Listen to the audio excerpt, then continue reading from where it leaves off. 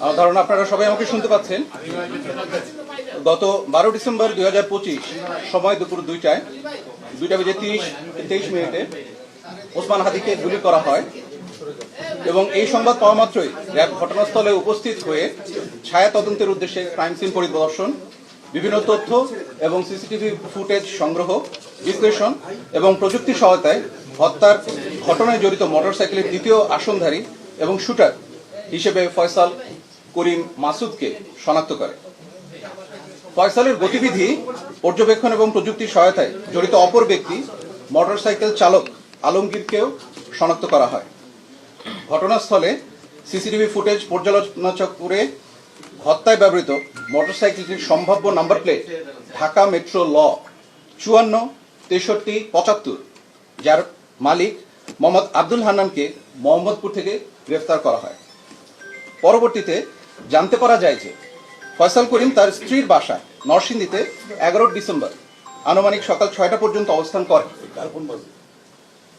তারপর তিনি আগারগাঁওয়ের উদ্দেশ্যে রওনা করে আনুমানিক সন্ধ্যা 8টায় তার বোন জেসমিনের বাসায় পৌঁছান। পরদিন 12 ডিসেম্বর ভোর 5টায় আগারগাঁও থেকে ফয়সাল করিম ও তার সহযোগী আলমগীর গ্রিন জোন রিসোর্ট এর উদ্দেশ্যে উবার যোগে যাত্রা করেন এবং আনুমানিক সকাল 5:30টায় গ্রিন জোন রিসোর্টে উপস্থিত হন। আগারগাঁও থেকে রওনার পূর্বেই ফয়সাল তার বান্ধবী মারিয়াকে ভোর 4টায় ওই রিসোর্টে উপস্থিত থাকার জন্য বলে। তদন্ত সূত্রে 13 ডিসেম্বর 2025 তারিখে উবার চালক ও গ্রিন জোন রিসোর্টে বয়কে জিজ্ঞাসাবাদের মাধ্যমে মারিয়ার অবস্থান শনাক্ত করা হয় এবং আনুমানিক 2টার দিকে বাড্ডা এলাকা থেকে তাকে গ্রেফতার করা হয়। গ্রেফতারকৃত মারিয়াকে জিজ্ঞাসাবাদে জানা যায়, ঘটনার দিন সকালে সেখানে সহযোগী আলমগীরের সাথে ফয়সাল করিম প্রথমে মাদক সেবন করেন এবং বিভিন্ন বিষয়ে আলোচনার মাধ্যমে তার পরিকল্পনার কথা উল্লেখ করেন, যার অনেক কিছুই মারিয়া শুনে ফেলেন। এক পর্যায়ে মারিয়া বুঝতে পারেন যে ওসমান হাদির বিষয়ে তারা উত্তেজিত স্বরে আলোচনা করছেন। পরবর্তীতে ঘটনার দিন তারা উবার যোগে সকাল আনুমানিক 9টায় রিসোর্ট ত্যাগ করে আগারগাঁওয়ে তার বোনের বাসায় এসে উপস্থিত হন। উক্ত বিষয়টি গ্রিন জোন রিসোর্টের সিসিটিভি ফুটেজ পর্যবেক্ষণের মাধ্যমে আমরা নিশ্চিত হই। এক্ষেত্রে গ্রেফতারকৃত মারিয়ার দেওয়া তথ্য অনুযায়ী ফয়সালের স্ত্রী শাহেদা পারভিন সামিয়া এবং ফয়সালের শ্যালক ওয়াহিদ আহমেদ শিপুর অবস্থান শনাক্ত করা হয়। পরবর্তীতে 13 ডিসেম্বর আনুমানিক দুপুর 12টার সময় শিপুকে নরসিংদী হতে গ্রেফতার করে র্যাপিড অ্যাকশন ব্যাটালিয়ন। গ্রেফতারকৃত শিপুর দেওয়া তথ্য অনুযায়ী 14 ডিসেম্বর সকাল 6টায় ফয়সালের স্ত্রী সামিয়াকে নরসিংদী হতে গ্রেফতার করা হয়।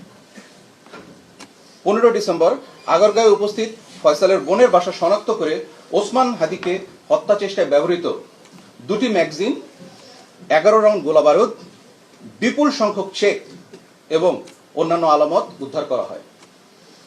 সিসিটিভি ফুটেজ বিশ্লেষণ এবং প্রযুক্তির মাধ্যমে মোহাম্মদ কবিরকে ফয়সালের সাথে ইনকিলাব কালচার সেন্টারে উপস্থিতের বিষয়টি নিশ্চিত করা হয় এবং পরবর্তীতে তাকে 15 ডিসেম্বর দুপুর 1টায় ফতুল্লা থেকে গ্রেফতার করা হয়। গ্রেফতারকৃত ফয়সালের স্ত্রী সামিয়ার তথ্য অনুযায়ী গত 16 ডিসেম্বর সকাল আনুমানিক 5টায় ঢাকার কেরানীগঞ্জ থেকে ফয়সালের মা ও বাবাকে গ্রেফতার করা হয়। ফয়সালের মা ও বাবার কাছ থেকে প্রাপ্ত তথ্যের ভিত্তিতে ফয়সালের শ্যালক শিপুকে জিজ্ঞাসাবাদের মাধ্যমে শিপুর বন্ধু মোহাম্মদ ফয়সালকে গ্রেফতার করা হয়। এখন এ পর্যায়ে আটককৃত অভিযুক্ত ব্যক্তিবর্গকে জিজ্ঞাসাবাদের মাধ্যমে নিম্নোক্ত তথ্য সমূহ আমরা জানতে পেরেছি, যা আপনাদের সামনে উপস্থাপন করছি। ওসমান হাদিকে হত্যা চেষ্টার পর ফয়সাল ও আলমগীর পুনরায় আগারগাঁওয়ে যায় এবং হত্যা চেষ্টায় ব্যবহৃত পিস্তল ও গোলাবারুদ লুকানোর পরিকল্পনা করে। অস্ত্রের ব্যাগটি সে তার বাবাকে দিয়ে তার শ্যালক শিপুর নিকট হস্তান্তর করতে বলে এবং সিএনজি যোগে সাভারের উদ্দেশ্যে রওনা দেয়। পরবর্তীতে ফয়সালের বাবা ব্যাগটি শিপুর কাছে হস্তান্তর করে। শিপু এই ব্যাগটি নরসিংদীতে ফেরত নিয়ে গিয়ে তার বোন অর্থাৎ ফয়সালের স্ত্রী সামিয়ার নিকট দিয়ে দেয়। সামিয়া ব্যাগটিকে পুনরায় শিপুর কাছে দিয়ে এটিকে লুকানোর জন্য বলে দেয়। পরবর্তীতে শিপু তার বন্ধু মোহাম্মদ ফয়সালকে বাসায় ডেকে সেই ব্যাগটি দিয়ে দেয় গোপন করবার উদ্দেশ্যে। মোহাম্মদ ফয়সাল তার বাসায় ব্যাগটি রাখার পর সোশ্যাল মিডিয়ায় দেশের সার্বিক পরিস্থিতি দেখে ভীত হয়ে পার্শ্ববর্তী তরুয়ার বিলে অস্ত্র এবং গোলাবারুদ সহ ব্যাগটি ফেলে দেয়। পরবর্তীতে তার দেওয়া তথ্য অনুসারে হত্যা চেষ্টায় ব্যবহৃত 2টি বিদেশি পিস্তল, 2টি ম্যাগাজিন, 41 রাউন্ড গোলাবারুদ এবং একটি খেলনা পিস্তল উদ্ধার করা হয়। র্যাবের মূল লক্ষ্যই হল অপরাধ নির্মূল করে একটি নিরাপদ, শান্তিপূর্ণ এবং সুশৃঙ্খল সমাজ গড়ে তোলা।